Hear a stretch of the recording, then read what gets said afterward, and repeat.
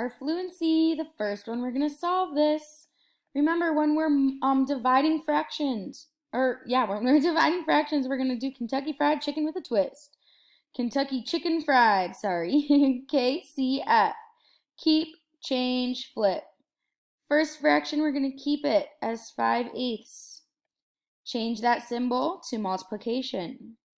Also remember, multiplication can be written as a dot. Flip the last fraction to 6/5. And now we can multiply straight across. 5 times 6 is going to be 30. 8 times 5 is 40. Can I simplify this anymore? Yes, I can. So if I simplify this, 30/40ths, if I divide both the numerator and denominator by the same thing, I can divide both of them by 10. I know 10 goes into both. 30 divided by 10 would be 3. 40 divided by 10 would be 4. So the simplest answer is going to be 3/4.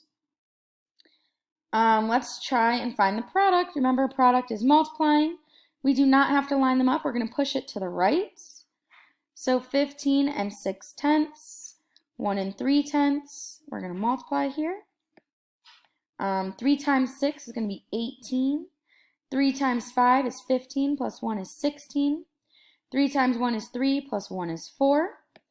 We are done with these remainders and done with this place value. We're going to drop that 0, put our placeholder 0, and now we can do 1 times 6, which is 6. 1 times 5 is 5, and 1 times 1 is 1. Now we're going to add them up. Add them up. We have 8. 6 and 6 is 12. 4 plus 1 is 5, plus another 5 is 10.